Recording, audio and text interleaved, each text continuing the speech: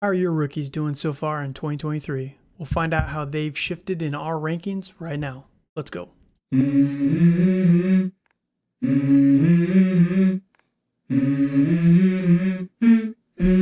Let's go. Hey guys, welcome back to another episode of Dynasty After Dark. We're your hosts, Calvin Timms and Dale Terry. And today we're going to be talking about our re-ranking of the 2023 rookie class. We're about, almost halfway through the season, and we have a lot of information on these guys now, how their usage is going to be, injuries, and all sorts of information that good, bad, and otherwise. So we're going to re-rank the 2023 rookie class and tell you guys how they've shifted in the rankings. And hopefully you're going to be able to use this to go and buy some of these guys or not overreact on some of these guys. But hopefully we can give you guys some good information here today. Before that, if you can, please follow the podcast on YouTube, Spotify, Google, Apple, Rumble, everywhere the podcasts are really found. While you're there, if you can, subscribe to the channel, like the video, comment on the video. It just helps with the algorithm, and it helps us to help you guys, because that's the biggest goal for us, is just helping you guys win your leagues, and we're in the thick of it. So we're taking a little break from the start sits. We'll get back to those here soon enough, but with a bunch of teams on bye, we thought this was a good time to get into the re-ranking of the rookies here. But before we get into that, Dale, how are we doing today? Hey, I'm doing pretty good, and I do agree with you. Like, it's always good to reflect and see how well and how poor we have evaluated some of these rookies and what we really thought that they were going to be, and what some of them have really turned out to be. Yeah, that's always the scary part, is putting the mirror up to it, right? Holding yourself accountable. Absolutely. But Absolutely. I will say my quarterback rankings so far have been perfect. Yeah. My tight end rankings have been pretty good, actually. And my receiver, it's iffy. We'll see. It's early on the receivers, guys. You guys cannot take victory laps on receivers this early. Yes, it's still too early on some of it's. I feel for most of these players, it's still too early, because some of them are coming off of injuries. Some of them really haven't played yet. Yeah. We'll get into it a little bit, but today we're going to be talking about quarterbacks and running backs. Check out the other video that's going to drop this afternoon, and it's going to be talking about the pass catchers, which is the wide receivers and tight ends. So we're going to try and keep this pretty quick, pretty brief, but we're just going to go through these guys and kind of see how they've shifted, if they've shifted in our rankings. So let's jump into it. First off, we're going to talk about the quarterbacks here. And, when you look at the quarterbacks, for me, number one is still going to be CJ Stroud. He was always right up there. Anthony Richardson was my final number one at the end of the season, but I think you kind of have to bump him down right behind CJ Stroud.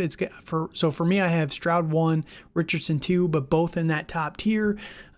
Stroud, he's just balling out. He's looking amazing, like we knew he kind of would. We were some of the underdogs on that case. Everyone had Bryce Young up there, but you and I were always big Stroud guys. So Stroud, he just has to be the number one right now because he's playing, and Richardson has got season-ending injury. So I think that what you've seen from Richardson is still very good for fantasy football. Would you agree? Oh yeah, I really would agree. And overall, he's played pretty well. I mean, it's the biggest problem that we knew coming in was going to be like the completion percentage and stuff like that. And we've seen that, but I think that will be there with more reps once he gets his shoulder healed up and stuff like that. So, I think he can fix some of those issues and play pretty well in this offense. Like, he was playing very well. Yes, he was. And he was very mobile, like we kind of knew he would be. 100%. Yep. So, unfortunately, he had 4 rushing touchdowns. That's nuts, man. He's crazy. But we'll see him back. And I don't mind it from Indianapolis. They are not trying to compete this year. They knew it was going to be a rebuild year. So let him just get healthy. Don't try and force him back out there.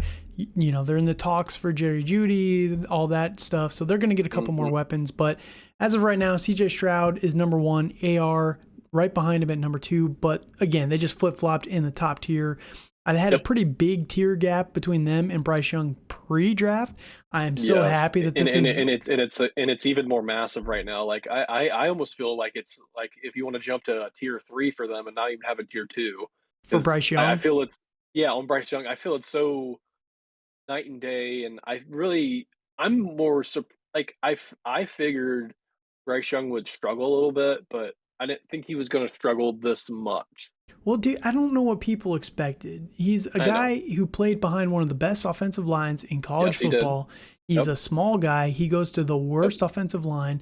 And one thing I've seen, I think we've all seen this year is you have a massive offensive line issue in the NFL right now. And Yeah. like you have like 4 teams in the entire NFL who have good offensive lines that are actually able to prevent, all these massive sacks every single week. I just don't really get, and you couple that with they gave up DJ Moore, they gave up their first round pick next year, and then they Yeah. drafted Jonathan Mingo, who, he was rising at the end of the draft season, but He's most been people subpar. most people didn't even have him up there, and the fact that they're now talking about getting a number one while you just drafted Jonathan Mingo, it's like, why didn't you guys just keep DJ? Like, maybe they couldn't have, but dude, they could have had Stroud. And this whole thing for Carolina has been a massive mismanagement, and it's unfortunate. But Bryce Young, I just don't see, and this is what I always said. For fantasy football purposes, I Yeah. never saw the road for him, but he's still good enough. Like he's capable enough that I don't hate the player or anything like that. He has no path to top 12, but he can be a pretty consistent QB2. Do you agree with that? Yeah, I agree with that. I kind of see him more in the light of like a lesser Jared Goff. Yeah. More like Yeah. I think he's more of like a Derek Carr. Yes. Yes. And I'm a Yeah, big I Derek Carr hater over I here, but know, big, but yes, Derek yeah. Carr had many years where he was right around, 10 to 15 in that range. And I think Bryce Young Yeah. can be there, but Yep. it's just I never understood the argument for him to be Joe Burrow or something like that. So, but he's still number 3 here in this class. No movement for him. I think the biggest movement for me, I still have Hendon Hooker as my number 4 guy, and maybe that's controversial. He hasn't played at all, but we're not going to see him play this year at all anyway. Jared Goff's balling out. He had the ACL injury. He's probably not going to be healthy until November, December anyway to even sniff the field. So, Hendon Hooker, I don't think we have enough information to move him down or up or anything. So he just kind of shifted. Yeah. But I did make a little bit of a tier gap between him. I had Will Levis DTR in the tier with him before. I did space those guys out. I moved Aiden O'Connell into the tier with Will Levis DTR and Aiden O'Connell, and they're all a tier behind Hendon Hooker at this point because, we've seen DTR, we've seen Aiden O'Connell in actual live games. It has not been good.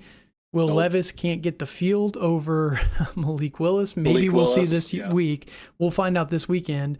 But probably not, though.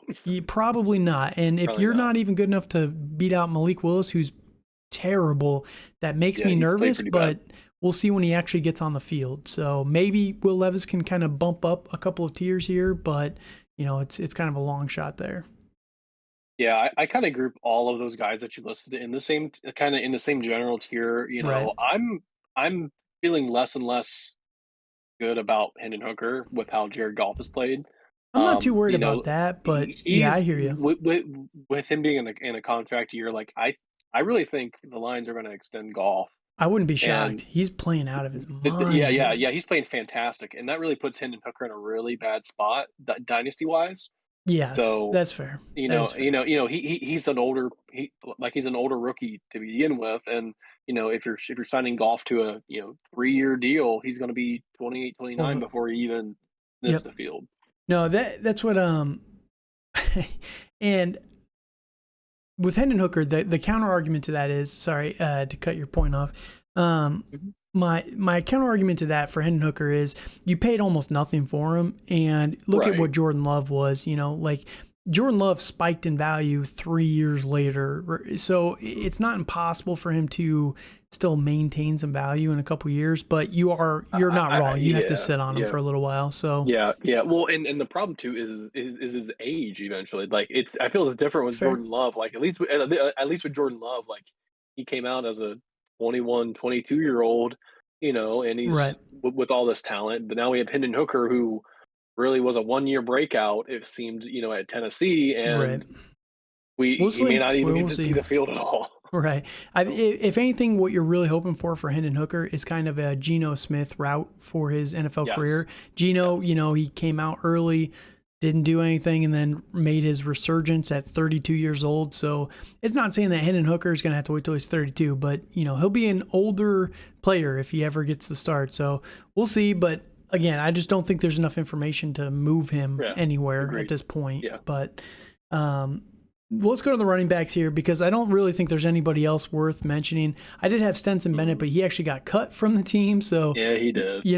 there's nobody else here. It is a Yes. wasteland out here for these rookies. I definitely agree, and I definitely wish Stetson Bennett the best at whatever car dealership he goes to, and I hope he Hey figures man, out his life, and he's gonna be very successful somewhere else. So Matt, just like this guy was smart enough to really perform well at the combine, boost his yeah, draft stock, and then just 100%. completely screw himself out of what contract. Hey, Like, it what is in what the it is. world? Like, well, I will say at least that he got to do things that not very many people get to do.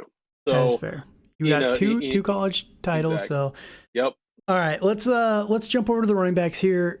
Tier 1 for me, I didn't have any movement here. I know people are going to be really down on Gibbs, but I still have Bijan and Gibbs as my top 2 here. You could almost make Bijan his own tier, and maybe ultimately I That's do what I that. did. I'm going to make Yeah, Bijan his own yeah, tier. I am too. Gibbs, I'm going to move into the same tier as 2 guys who might be a little bit surprising, but I put Devin Achan. What I forget already. Devon Achan is his Devon name. Achan is in the same tier Yeah, as there we go. Jahmyr Gibbs. Yep. How did we I ever get 100% here? agree with that. And then I I know also have it's Tajay wild, isn't Spears. it? Yes. Yep, Tajay Spears is also in this tier with these 2 guys. So, these 2 are the biggest movers. Before I had them in tier 3, I had Tajay at 6 and Achan at 7. Now they're at 2, 3 and 4. So they've seen the biggest movement, and who I don't have here anymore is Kendra Miller and Zach Charbonnet. Both of those guys, I've moved them down a tier, and I think it's just because we're going to have to wait and see on both of them. Unfortunately, we saw a little bit of flash from Kendra Miller, but now Jamal Williams, they're playing right now, and Kendra Miller's just not seeing the field. He's the number 3 guy, and I think we just have to wait. And same with Zach Charbonnet, they are using the hell out of Kenneth Walker there, and he's looked really, really good. And it's just Pete Carroll's way, man. He's not going to give Charbonnet the ball if Walker is the better player. Now they're slowly ramping Charbonnet up a little bit more in the pass catching, which you like to see a little bit, but I just don't really see a path minus injury for Charbonnet or Kendre Miller at this point in time. Yeah, and I agree with that. And I really feel the same way about Tank Bigsby too. Like I kind of feel I would Yes, he's I in would this tier group as well. Sorry, I forgot with those guys. I would group Miller, Bigsby, and Charbonnet all in that kind of tier 3, and I think or it'd be tier 4 actually at this point.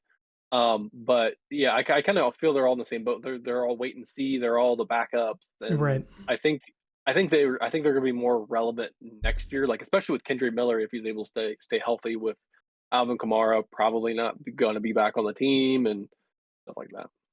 Yeah, and the biggest thing too, we didn't talk about these guys very much, but Gibbs, I still think that the talent is there. He's still a good player. It's just 100%. this team wants a grinder like a David Montgomery. They also paid Yes, David they do. Montgomery a lot of money. Like I get Yes, that they traded and got Gibbs and all that stuff, but 1, he's a rookie. 2, they are paying David Montgomery an astronomical amount. And 3, Dave Montgomery's playing really, really well. Like I get it. You want it to go to Gibbs, but why would they just do that when Montgomery's playing well, right? So Agreed. Gibbs needs to earn it a little bit, and his time will come. But people that are overreacting just need to calm it down just a tiny bit there. So, but on the flip side, Devin Achan, he has been on fire. The reason why he is still down here and not with Bijan is because you burn too bright and you get exactly what you got with Devin Achan, where he's going to be injured. He's a small guy and his body cannot hold up to the workload that he was getting with with all those carries. What was he averaging? Like 25 carries a week, like He for was 3 weeks? he was averaging like about twice as much as what we thought he was going to. Dude, it was In nuts. all honesty, and yeah, he was going crazy, and like him and Mostert were going back and forth with who was getting the carries on each drive. So, Okay, it felt like you a lot know, more, but the yeah, Denver game he had yes, 22, Buffalo yeah, he had 13, and then 12 against New York, and he still got banged up. But man, it yeah, just felt like, I guess it's because he was so explosive when you're averaging yes, 13 yards a yep, carry. But wild, yeah, very explosive player in the best possible situation for him. 100%. You're gonna have a lot of downtime with him because he's gonna have a lot of ramp up. I mean, he's on IR. That's not a good sign. You know what I mean? Well, I don't feel that's horrible because with those soft tips, it's with the soft tissue injuries, like those That's can just a linger quarter of throughout the the season, season. though. You know what I mean? Like that's Yeah, just so yeah, I'm not super worried about it in general. Like I kind of feel that he's earned his spot where he's at. I do have him at number 3. sure. And Yeah. Yep. I've been very very impressed with what he's been doing I agree. or I'm with you did. 100%. Yeah, Number 4, Tajay. We talked about him briefly, yep, but Tajay, they are giving him the ball a lot over a lot. Derrick Yeah, Henry, more than we yes, they are. anticipated. We thought it was going to, Yes. and Derrick Henry's been playing decent, not Okay. Yeah, superstar. it's yeah. He's It's been okay. he's still like It's been okay. insane with his rushing numbers. It just doesn't feel like it because he's not King Henry at this point in time. He's just Right. Derek, right? But his numbers are still ridiculous. But the fact that Tajay is getting the ball as much as he is, and the passing work, you'll love to see that. Through 5 games, 6 games, he's got 250 yards. It's not bad, like as a No. rookie, right? So. He doesn't have the touchdowns, but they're talking about trading Derrick Henry at the same time. So if he were to get traded, Tajay suddenly becomes more of the workhorse back here, and you'll love to see that. In the same tier as Kendra Miller, Zach Charbonnet, and Tank Bigsby, I also put Jaleel McLaughlin, who has kind of jumped up here. I think that he's going to be the number 2 behind Javonte. He's going to replace Samaje Perine here as the season goes on. Any thoughts Mhm. on him? Yeah, I haven't really been too close on Denver and haven't really been keeping Sure. an eye on it. I think my worry is what their offense is gonna do. I know They're imploding they've for just sure. yeah, they are, and I'm really surprised about the running back usage for a Sean Payton offense. I thought it would be a lot more, and Javonte's been really disappointing, so I kind of feel the same way with McLaughlin. I think I would Yeah, to be fair to yeah, I mean, Javonte, yeah, we do have to remember, and I know it's because he got back so quickly, man, but yeah. he is coming off, an Okay. ACL? Yeah, he So, is. Well, I think it was the ACL, MCL. Like I yeah, feel it was a very it similar was the injury J.K. that Dobbins, J.K. but Dobbins. he's Yeah. he's looked a lot better than J.K. did for sure, right? And Right. Right. but yeah, we gotta remember that with Javonte, he's still getting Yes, we do. healthy, Yes, but we do. it's hard. Yep. It's hard to remember that in season. You know what I mean? Like when you see these guys, oh, he had 10 carries last week. Why didn't he do more? Well, he probably wasn't fully healthy, Right. So, Yeah. Right. just to Agreed. keep that in mind. But no, I'm with you. I like McLaughlin, but if something were to happen full time to Javonte with an injury, I think McLaughlin would step into a very 100%. productive role. Same with Charbonnet, Yes. Miller, Tank, Hmm. all these guys here. So, Yep. is there any other running backs you want to talk about quickly or no? I think the only one would be like Rashawn Johnson. Yeah, and he's been banged up nonstop. Yeah. He's been banged up.